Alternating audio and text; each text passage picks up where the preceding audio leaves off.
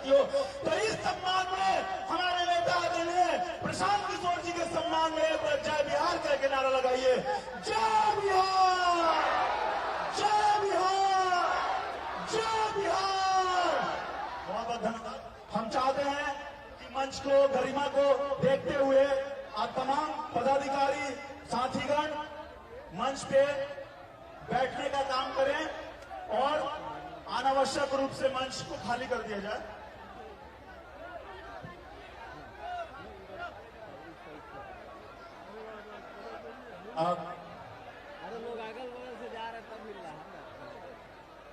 अब हमारे बीच जन सुराज के वरिष्ठ नेता श्री राम बली सिंह जी आएंगे और सभा को संबोधित करेंगे। जय बिहार। देखिए, जिस सभा में आपके और हमारे चहेते आदरणीय प्रशांत किशोर होते हैं, उस सभा में लोग दूसरे की बात सुनना नहीं चाहते। इसलिए मैं एक ही अपील करना चाहता हूं आपसे कि जिस तरह से आपके इसी जिले के, इसी शाहबाद के मिट्टी का जो कर्ज था, उसको चुकाने के लिए आपके बीच का आदमी जो बिहार के बारे में धारणा बन गई थी कि बिहार अब नहीं सुधरेगा, उसको सुधारने का संकल्प लिया है प्रशांत किशोर जी ने। लेकिन संकल्प पूरा करने की जवाबदेही आप तमाम लोगों को है। इसलिए जाति, धर्म और मजहब से ऊपर उठ करके बिहार में बदलाव का जो संकल्प लेकर के प्रशांत किशोर जी ज्वाला लेकर के, जो आपके बीच में मसाल लेकर के आए हैं, उसको गति देने के लिए आप तमाम समाज के भाइयों को, बहनों से अनुरोध है कि आप उनकी बात सुनिए और ये संकल्प को लेकर के इस बार 2025 के चुनाव में बिहार को बदलने के लिए आप तैयार रहिए। अगर इसी बात के लेकर के मैं अपनी बात समाप्त करता हूँ। अब सीधा चाहूंगा कि आप लोग जिनकी बात सुनने आए हैं, हमारे बिहार के शेर माननीय प्रशांत किशोर जी, अब आप लोग को संबोधित करेंगे। एकदम जोरदार ताली से स्वागत कीजिए। नमस्कार। डालेंगे हम, चलिए डाल दीजिए, ठीक है। अरे भैया, इतना तो भीड़ है नहीं, जिसको कुर्सी मिला हुआ है कुर्सी पर बैठिए, कुर्सी पर बैठिए। आप सभी साथियों का कल जुतिया है, फिर भी आप लोग समय निकालकर, खासकर महिलाएं जो यहाँ आई हैं, आपका धन्यवाद कर रहे हैं। सबको आई, ठीक बात। तो हम भोजपुरी में बोली कि हिंदी में बोली? भोजपुरी में। हमरे नाम है प्रशांत किशोर और भैया हम कोनो नेता ना है, सब आदमी रवा सब आइल बनी जा, आज इस समझ के जुटल बनी जा कि कोनो नया दल बनल बा बिहार में, जन सुराज। ओकर नेताजी अहन प्रशांत किशोर कहियन कि सब आदमी मिल के जन सुराज के अब चाली जिताई जा, स्कूल के बस्ता छाप पर वोट दी जा। तो जन सुराज जब जीत के आई तो अगियाओं के, भोजपुर के, शाहबाद के, बिहार के विकास करी और काम होई। तो भैया हम कोई के काम वाम ना करी, कोई का मदद नहीं करते हैं, नाली गली नहीं बनवाते हैं, राशन कार्ड भी नहीं दिलवाते हैं। ये मछली बांटने का अभियान नहीं है, आपका कोई मदद भी नहीं करेंगे और आपसे वोट भी नहीं मांगेंगे। वोट नहीं मांगते हैं रे भाई, वोट काहे ना मांगी? तो भैया वोट मांगे वाला तो हर एक दो बरिस पर हुआ, यहाँ कोई ना कोई आवते बा। जे आई है कहल कि हमरा के वोट दे दो, हम अब क्या लिए आई तो तार सब काम हो जाए। यह सुन सुन के आदमी जीवन भर से वोट दे ले जाता है। पहले 40-45 बरिस तक आदमी कांग्रेस के राज बनैलस, फिर 15 बरस गरीब के बेटा लालू जी के राजा रउआ बनैनी। अभी 20 बरिस से नीतीश बाबू कुर्सी पर बैठल बड़न। दिल्ली में लोग मोदी जी के भी जिता के देख लेलस। बिहार में, अगियाओं में, रोहतास में, भोजपुर, शाहबाद में लोग के जिंदगी ना सुधरल। तब आइल बड़न है कोनो प्रशांत किशोर। रउआ हमार बात सुनब आ हमरा पर भरोसा करके हमरा के वोट दे तो एक का गारंटी बा भैया की जीतला के बाद हम धोखा ना करब? वोट से पहले तो सब बढ़िया बतियावेला, वोट लेला के बाद कोई पूछे वाला नहीं थे। तो यही से हम वोट मांगबे ना करब। लेकिन अभी 15 मिनट में रउआ के एगो रास्ता बता के जाई, वो रास्ता रउआ सीख ली, तो फिर जेकरा के बुझाए ओकरा के वोट दे दी। वोट जिसको पता है उसको दीजिए, लेकिन जो रास्ता अभी बताएंगे वैसे वोट दीजिएगा।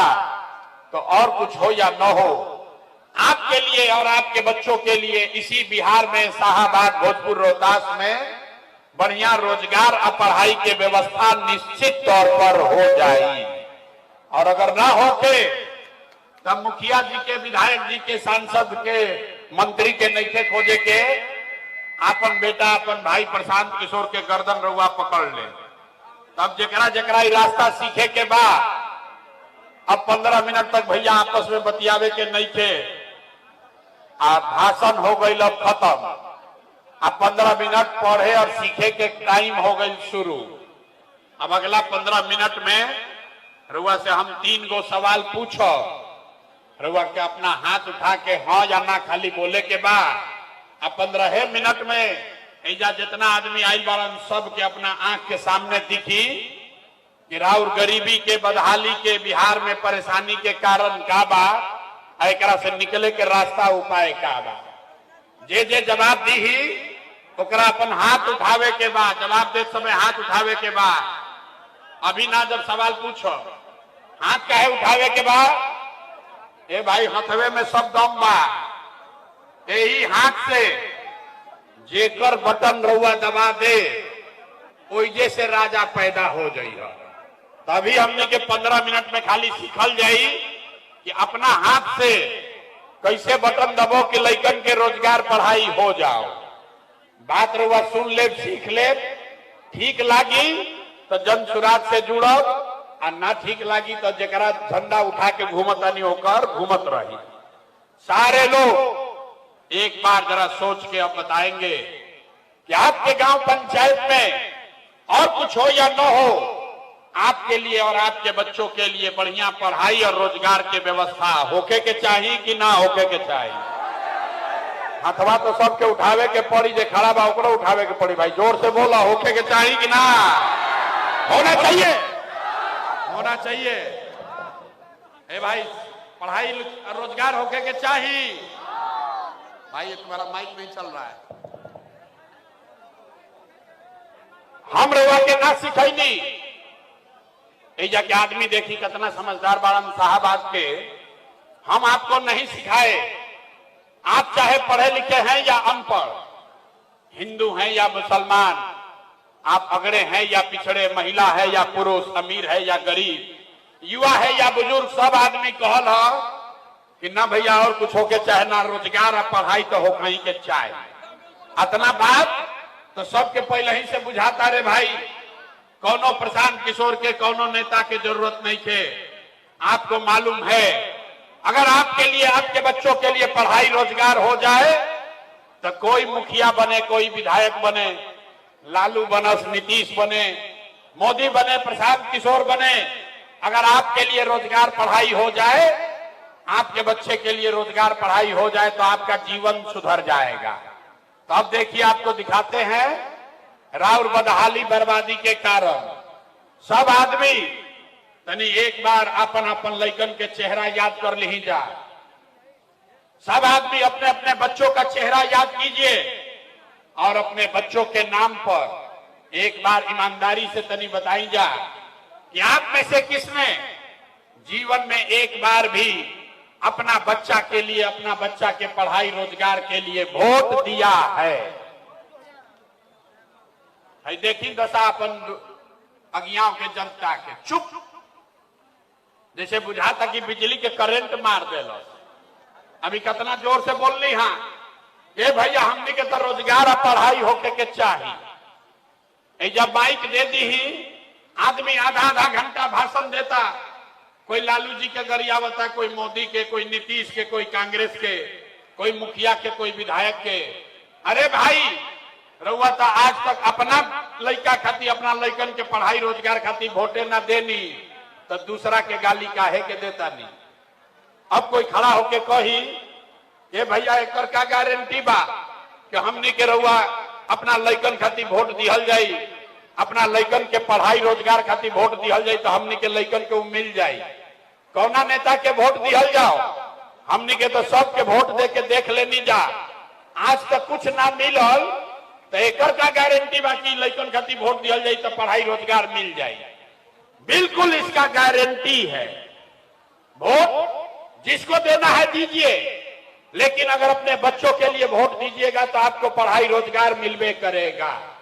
हमारा बात पर भरोसा नहीं खे करे के अपना आंख के सामने 2 मिनट में जादू देखी कि रउआ लड़का के रउआ रोजगार पढ़ाई कैसे मिली।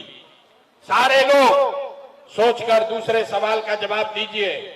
आज तक आपने जिस नेता को जिस दल को भी वोट दिया उन नेताओं ने आपका और आपके बच्चों का काम किया है कि नहीं किया है?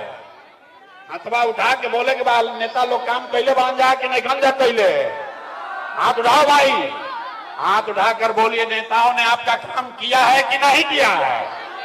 अरे भाई जोर से बोलो, किया है कि नहीं किया है? नहीं किया है ना। अब पलटे के नहीं थे, सब लोग देख ले लो।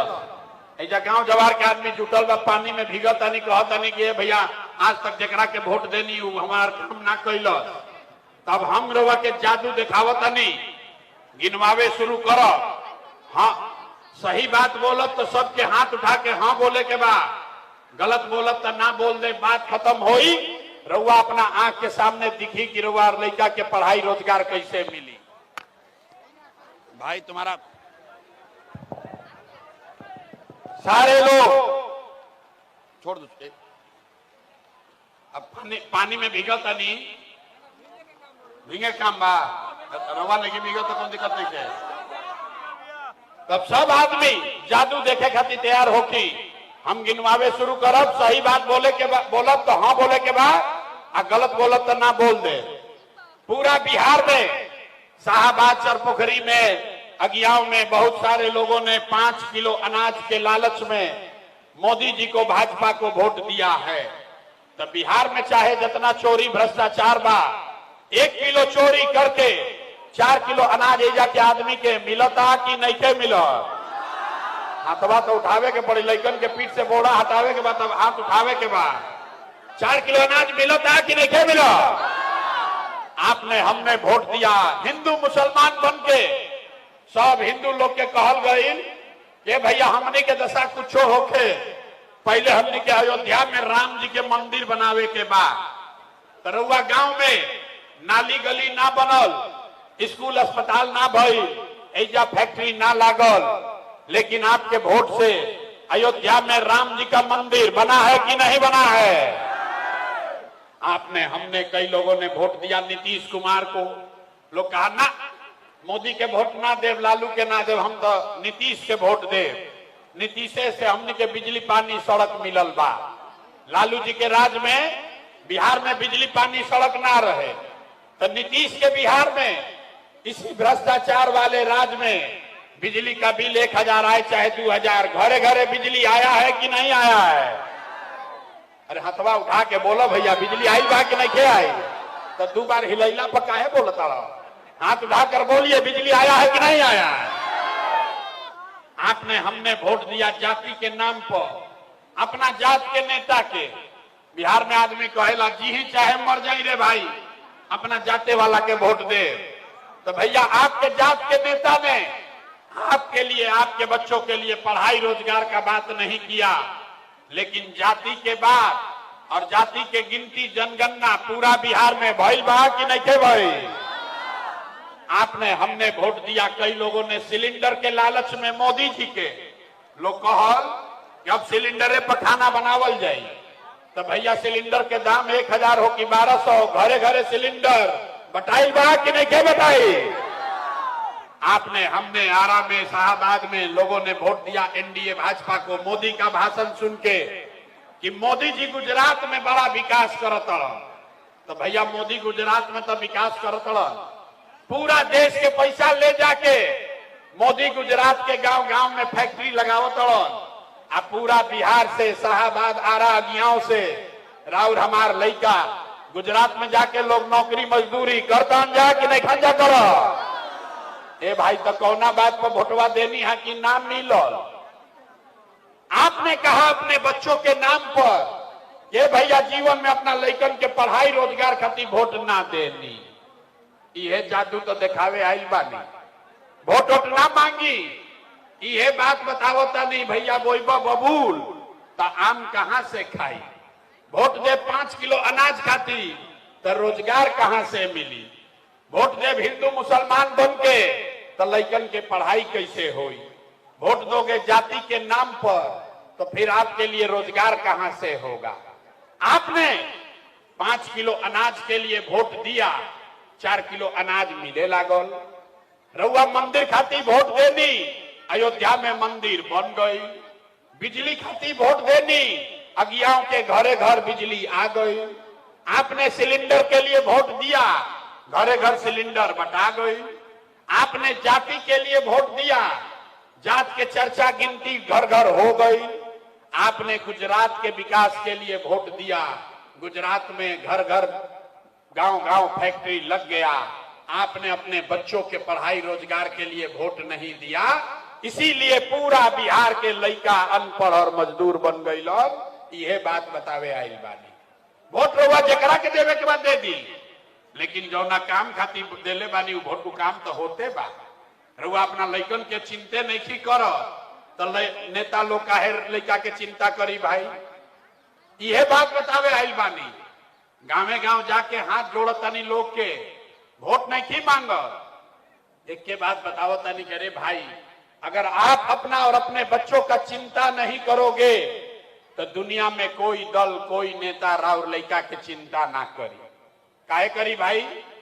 जब रउआ अपन लइका के चिंते नहीं थे तो लालू, नीतीश, मोदी, प्रशांत किशोर राउर चिंता काहे करियो।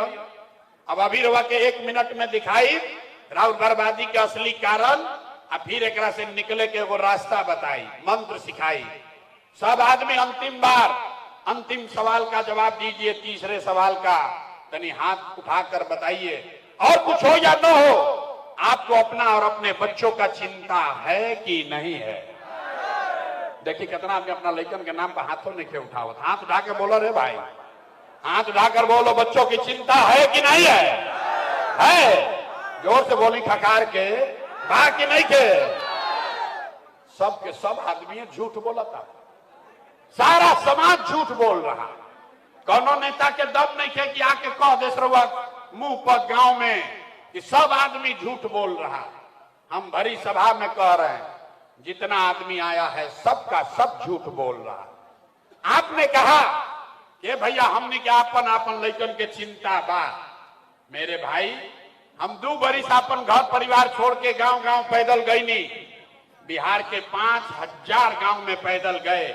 आज आपके चरपोखरी बाजार में गाड़ी से आए हैं। रास्ता में अगर 100 गो बच्चा मिला है, 100 गो बच्चा अगर आपके इलाके का मिला, आधा से ज्यादा राउर लइकन के शरीर पर शुद्ध कपड़ा नहीं थे।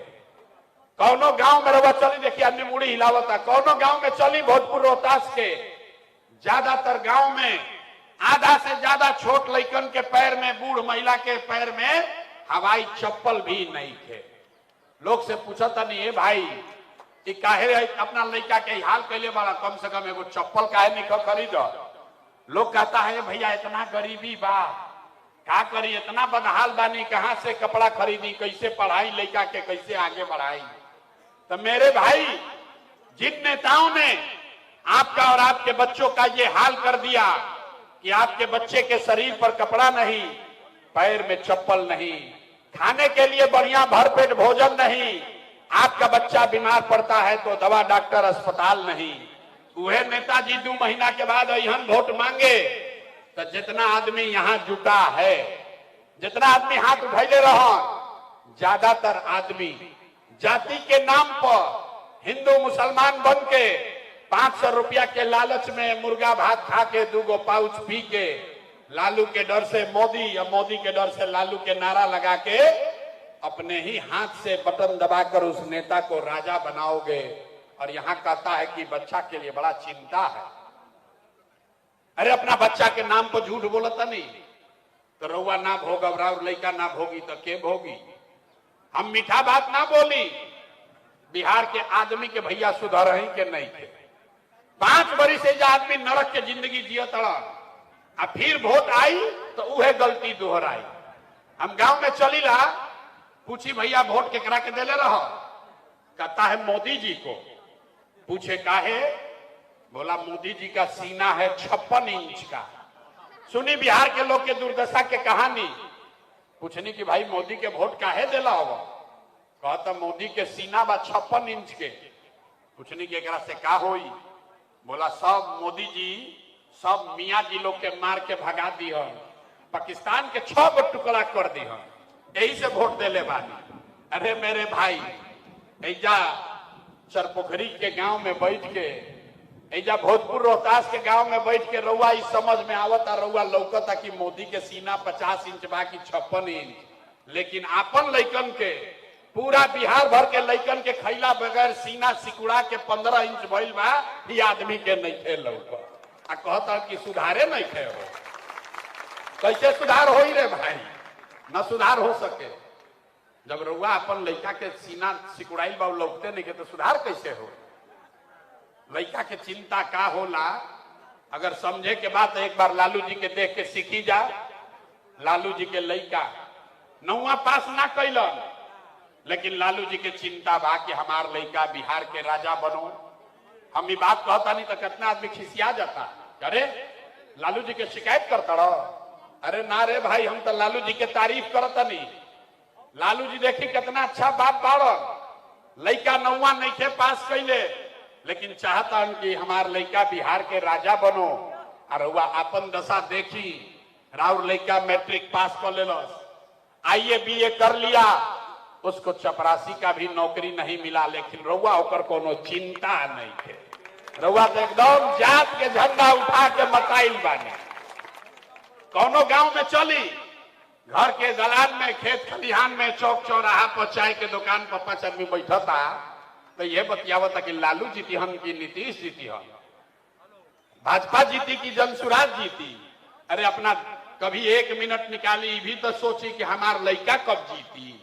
जब रउआ लड़का चिंते नहीं थी करत तो नेता लोग मस्त बा। सब आदमी हमरा कहता कि भैया ऐजा बड़ा जात पात बा, यही से नहीं के सुधर। सब नेता लोग जात के राजनीति करता। हम रउआ के मन से कहता नहीं, हम देश में बहुत नेता लोग के साथ काम कैले बानी। बिहार में कोई नेता जात का राजनीति नहीं करता है। रउआ बुझाता, हम पूछब के जात के राजनीति करता, कोई खड़ा होके कही ना लालू जी जात के राजनीति करेला। हम आपको कह रहे हैं लालू जी जात के राजनीति करबे नहीं करते। लालू अगर जात के राजनीति करते तो ये न कहतन कि भैया यादव समाज के जो सबसे काबिल लड़का बा वो बिहार के राजा बनी, और सब यादव जी भाई लोग आप लोग हमको वोट दीजिए। लालू जी बात कहां कहेलो, लालू जी ये कह रहे हैं कि हमारा लड़का राजा बनेगा और सब यादव जी लोग आप लोग हमको वोट दीजिए। जात के राजनीति कहां भइल भैया, लालू जी तो अपन राजनीति करता, अपन लड़का के राजनीति करता। जात में रउआ अजुराइल बानी। लालू जी अकेले नहीं खन, कोई पंडित के नेता बा, कोई कुशवाहा के, कोई पासवान के, कोई मुसहर के, कोई कुशवाहा के, कोई पिछड़ा के, जे जौना दल जात के नेता बा तो बतियावता जात के बात, लेकिन नेतागिरी करता आपन और अपन लड़कन के जात में रउआ और हम अजुराइल बानी जा। कोई जात का राजनीति नहीं कर रहा। इसीलिए आपको एक रास्ता अभी बताएंगे, उसको सीख लीजिए, और फिर जकरा के मन होके ओकरा के जाके वोट दे दी। दिवाली छठ के बाद राउर जीवन राउर दशा सुधरी। अगली बार जब वोट देने जाइए, जिसको बुझाए उसको वोट दीजिए, लेकिन वोट देते समय एगो बात याद रखे के बाद, जिन नेताओं ने बिहार को लूटा है, जिन नेताओं ने आपके बच्चों को अनपढ़ मजदूर बनाया है, जिन नेताओं ने आपके पेट पर लात मारा है, वो नेता चाहे आपके जाति का हो या धर्म का, दल का हो या गांव का, ओकरा के वोट नहीं देना है। अब देखिए इतना आदमी जे जुटल बात तनी ताली नहीं क्या बजाओगे, देखी केकरा केकरा बुझा तो तनी हाथ उठाई जाए, जे सहमत हो गए तनी हाथ उठाओ भैया, हाथ उठाकर बोलिए जिन नेताओं ने बिहार को लूटा है उसको वोट देना है कि नहीं देना है, जोर से बोलिए देना है कि नहीं देना है। रउआ जात के हो हम देव कि ना दे, ना दे, जोर से बोले कि हथवा उठा के रउआ जात का नेता होगा वोट दीजिएगा कि नहीं दीजिएगा, हिंदू मुसलमान करेगा दीजिएगा कि नहीं दीजिएगा। अल्लाह के चुनाव के समय 1000-2000 दी हम वोट दियाई कि ना दियाई, ना दियाई। हम तो जानते रहे कि अभी ये जाके आदमी समझदार बाड़ा नहीं, जाके आदमी ना सुधरी। अरे भाई नेताजी 1000-2000 दी हम तो पैसा लेवे के बाद, काहे लेवे के बाद समझ लो, सुधार जब होई ऊपर सुधार के शुरुआत ऐसे से होई। रउआ बताई 5 बरिस राशन कार्ड बनावे में आपसे नेताओं ने घूस लिया है कि नहीं लिया है, हाथ उठा के बोले के बाद राशन कार्ड में पैसा लागल बा कि नहीं के लागो, जाति प्रमाण पत्र बनाने में पैसा लिया है कि नहीं लिया है, थाना में पुलिस वाला घूस लेता है कि नहीं लेता है, ब्लॉक में सीओ बीडीओ जमीन के दाखिल खारिज में लूटो तो अंजा कि नहीं खंजा लूटो, बिजली के बिल ज्यादा आवत है कि नहीं क्या आवत, चरपोखरी में भोजपुर रोहतास के हर गांव में शराब 100 रुपया के शराब 200 रुपया में 300 रुपया में बेचा था कि नहीं क्या बेचा, बालू के माफिया लोग बालू के धंधा करता जा कि नहीं खंजे करो, होता ना। अरे तो 5 बरिस हमनिए से लूट के पैसा जमा कैले बाड़ा सन, वही में से ला के 1000-2000 दिया सन, अपने पैसा ले लेवे के बाद, लेकिन पैसा लेने के बाद एगो अब ये मंत्र याद करे के बाद जो अभी सिखाई, गरीबी से निकलने का मंत्र। अगली बार जब वोट देने जाइए जीवन में एक संकल्प लीजिए, एक बार जीवन में संकल्प लीजिए, अगली बार वोट किसी नेता के लिए नहीं, किसी दल के लिए नहीं, अपने जात के लिए नहीं, हिंदू मुसलमान के लिए नहीं, नाली गली के लिए नहीं, 5 किलो अनाज के लिए नहीं, मंदिर मस्जिद के लिए नहीं, लालू नीतीश मोदी प्रशांत किशोर के लिए नहीं, जीवन में एक बार वोट सब आदमी के संकल्प लेने के बाद जीवन में एक बार वोट अपने अपने बच्चों के लिए देना है, अपने बच्चों के पढ़ाई और रोजगार के लिए देना है। ताली बजावे से जान ना बची, पहले ही कहले बानी हाथ उठाओ जा भाई, जुतिया पानी का आज पहले हाथ उठा के आज संकल्प लेवे के बाद अगली बार वोट अपने बच्चों के लिए देना है कि नहीं देना है, पूरा जोर से बोलिए देना है कि नहीं देना है, देवे के बाद झूठ नहीं ना बोलो, आधा हाथ नीचे करी, आधा आदमी जो बहरिया तो कही बे बच्चा के वोट देवे से का हुई, का कहलन बुझेबे ना कोई, बच्चा के वोट देवे से हमारा का फायदा हुई, अभी रोवा जादू देखी का फायदा हुई, 2 मिनट में देख लीजिए। आपने मोदी का चेहरा देखकर वोट दिया तो चाय बेचे वाला मोदी देश के राजा हो गईलन, आपने लालू जी का चेहरा देखकर वोट दिया तो भैंस चरावे वाला लालू जी 30 वर्ष से बिहार के राजा बाड़न, आपने नीतीश जी का चेहरा देखकर वोट दिया तो वैद्य का लड़का नीतीश कुमार 20 वर्ष से बिहार पर शासन कर रहे हैं।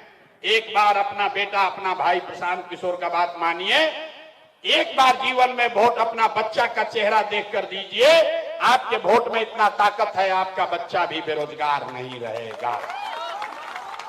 अब अगर बुझा गई तो फिर से हाथ उठाई जा, अब ये खड़ा बाबू हाथ नहीं उठाओ, हाथ उठाओ भैया, हाथ उठाइए और मुट्ठी बांधिए, मुट्ठी बांधकर संकल्प लीजिए अगली बार वोट अपने बच्चों के लिए देना है कि नहीं देना है, देना है। सब लोग तैयार बा, झूठ नहीं क्यों बोला, अभी जांच हो, अभी परीक्षा हुई, हाथ नीचे करी, अपना बच्चा खातिर वोट दे, तो बताई अगर आपने अपने बच्चों के लिए वोट दिया तो इस बार, अब ताली बजावे के समय आवता, इस बार जब दिवाली और छठ मनेगा, अब क्या जब रुआ दिवाली और छठ मनाई तो आपके जीवन के गरीबी का, बदहाली का, बिहार के बदहाली का ये अंतिम दिवाली और छठ होने जा रहा है। काहे ऐसा का हुई छठ के बाद, अगर आपने अपने बच्चों के लिए वोट दिया तो छठ के बाद जन सुराज के जनता के राज बनल, एक पहला संकल्प बा नाली गली बनो चाहे मत बनो, स्कूल अस्पताल जब सुधरी तब सुधरी, लेकिन साल भर के अंदर जितना रात के घर का सवांग गया है बाहर मजदूरी करने, जो बच्चे यहाँ पढ़ लिख कर बेरोजगार बैठे हैं उसको नौकरी मिले या ना मिले, लेकिन सभी के लिए कम से कम 10 से 12 हजार रुपया के रोजी रोजगार के व्यवस्था यहीं पर बिहार में करके दे दिया जाएगा। होके के चाहिए, ताली नहीं के बजावे, हाथ उठा के बोले के बा होके के चाहिए। इतना बात बुझाता कि 10-12 हजार के रोजी रोजगार सबके हो जाए तो गरीबी कम होई कि ना होई, ये बुझाता। तो प्रशांत किशोर के बेटा के तिलक ना हो, अगर ये बात बुझाता तो घरे जाए के बा और अपना गौवा में लोग के बतावे के बा, ये बचवा आपकी हाली जब दिवाली और छठ में घरे आईबो, ये बचवा आपकी हाली दिवाली और छठ में जब घरे आईबो जा तो फिर 10-12 हजार रुपया के रोजी रोजगार खाती जीवन में कभी अपना परिवार गांव बिहार छोड़कर बाहर नहीं जाना होगा। सब लोग तैयार बा, सबे तैयार बा। एक दूसर संकल्प, जेकर जेकर उम्र हो गई 60 वर्ष से ज्यादा, अब उनका से मजदूरियों ना होई, अब वो पढ़ियो ना सकस ना मजदूरी होई। नीतीश कुमार 20 वर्ष से राउर वोट लेता ना 400 रुपया देता भीख, तब तय भाई कि अगर आपने अपने लिए अपने बच्चों के लिए वोट दिया, जनता का राज बना, तो छठ के 1 महीना बाद से जिसका जिसका उम्र 60 वर्ष से ज्यादा है ओकरा 400 रुपया के भीख ना, 1100 रुपया पेंशन ना, हर महीना 2000 रुपया का सम्मान राशि जरूर दिया जाएगा। 1100 हो गई ना, 400 से बढ़ के 1100 भइल बा ना, अब 2 महीना के बाद बढ़ के 2000 होई। याद रखी, अंतिम संकल्प, जेकर जेकर लड़का 15 वर्ष से कम उम्र के बाद, नाती पोता, आज गरीब का लड़का जाता है पढ़ने स्कूल में, तो स्कूल में लड़का पढ़त नहीं के खिचड़ी खैलस घरे चल आई, तो तय भाई अगर आपने अपने बच्चों के पढ़ाई रोजगार के लिए वोट दिया तो छठ के बाद जब तक रहुआ गांव में सरकारी विद्यालय ना सुधरी, आप अपने बच्चे को प्राइवेट अंग्रेजी स्कूल में भेजिए। स्कूल भेजने का खर्चा और फीस सरकार की ओर से दिया जाएगा, ताकि गरीब से गरीब का बच्चा भी अंग्रेजी स्कूल में पढ़ सके।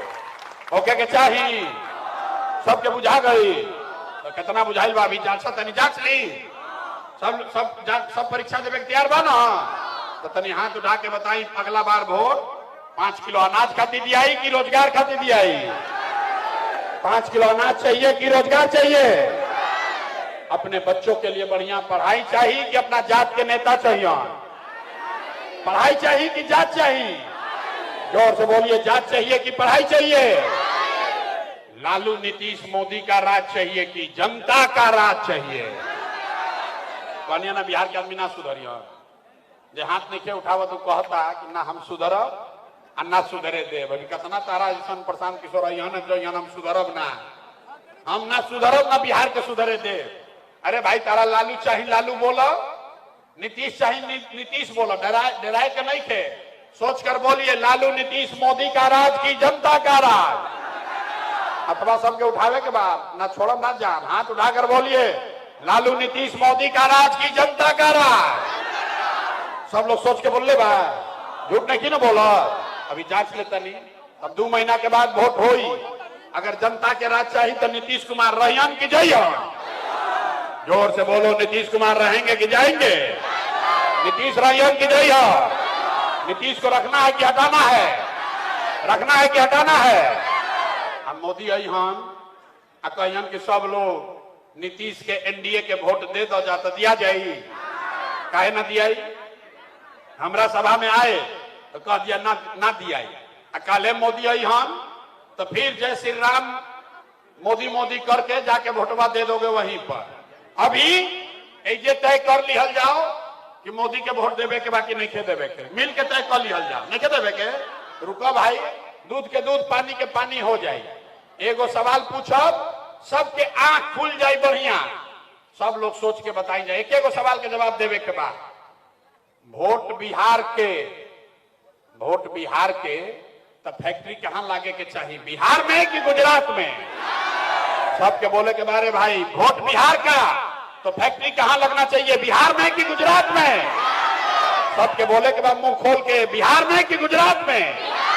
बिहार में कि गुजरात में? बिहार में कि गुजरात में? ठीक है, इतना बुझाता ना। अब सब लोग जितना चालाक आदमी बैठल बड़ा जाए, अब सोच के बतावा जा रहे भाई, अपना अपना लड़कन के नाम पर पिछला 15 साल में मोदी ने फैक्ट्री कहां लगाया, बिहार में कि गुजरात में? अब जे मोदी के वोट दिले भाई चुप, अब बोली तो क्या बोली, ए भाई जल्दी बोलो, 15 वर्ष में मोदी ने फैक्ट्री कहां लगाया, बिहार में कि गुजरात में? बिहार में कि गुजरात में? मुंह में माटी मत लो जा मोदी भक्त लोग, हाथ उठा के बोलो, बिहार में कि गुजरात में? मोदी ने फैक्ट्री कहां लगाया, बिहार में कि गुजरात में? ये मंजूर है कि वोट लोगे बिहार में या फैक्ट्री लगाओगे गुजरात में? मंजूर है? मंजूर है? तो अब रउआ तय कर ली कि मोदी के वोट देवे के बाद, मोदी को वोट देना है, नहीं देना तो हाथ उठाइए, हाथ सब लोग उठाइए। अजय मोदी के वोट दे, अभी ना मानी हाथ छुपैले रही नीचे, हाथ ऊपर करो भाई, मोदी के वोट देवे के बाद, नहीं देना है ना, नहीं देना है ना। और अगर दिए तो बिहार के लड़का गुजरात में जाके मजदूर बनियान, ओकर पाप आप ही के सर लगेगा।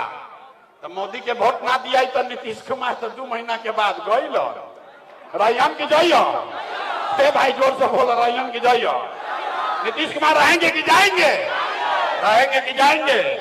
2 महीने के बाद नीतीश कुमार गए, गए, जोर से बोलिए गए, जोर से बोलिए गए, गए, गए। बच गए लालू के ललटेन, बच गए लालू के ललटेन। ए भाई बताओ, लालू के ललटेन चाहिए? ए भाई लालू का ललटेन चाहिए? ललटेन का जंगल राज चाहिए? ललटेन का जंगल राज चाहिए? फिर से अपहरण रंगदारी चाहिए? फिर से लूटमार चाहिए? तो ललटेन के जलावे के बाद कि बुझावे के बाद?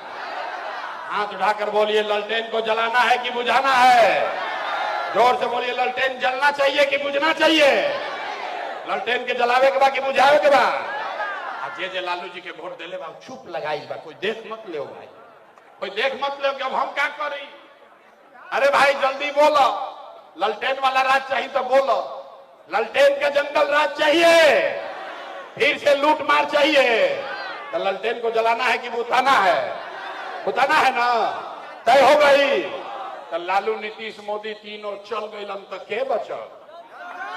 के बचल? कौन बचा? जोर से बोलिए, कौन बचा? कौन बचा? कौन बचा? पहले ही कहले रहे कि बिहार के आदमी ना सुधरियो, आधा घंटा समझा लेनी, लेकिन आदमी ना समझ गया। पहले 40 बरिस कांग्रेस से ठगैलन, फिर 15 बरिस लालू से ठगैलन, अब 20 बरिस से नीतीश मोदी से ठगा तड़ो।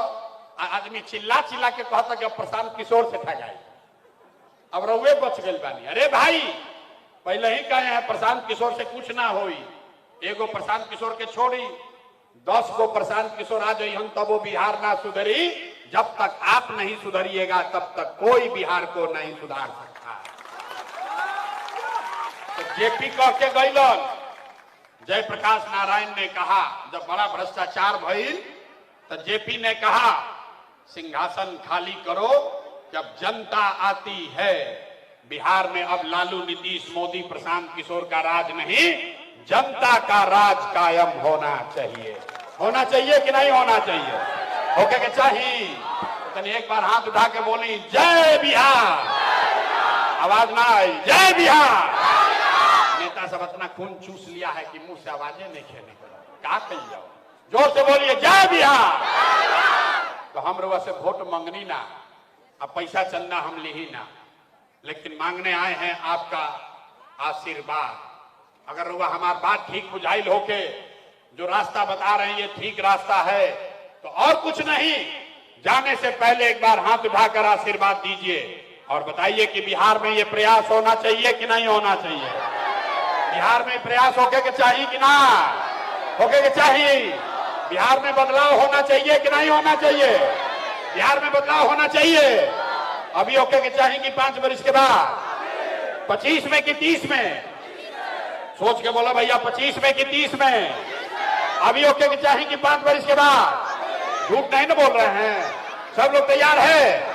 अगर आप तैयार हैं तो इस बात के लिए तैयार हो जाइए कि दिवाली छठ के बाद अब किसी के बच्चे को पढ़ाई रोजगार के लिए अपना घर परिवार छोड़कर बिहार से बाहर छठ के बाद नहीं भेज जाएंगे।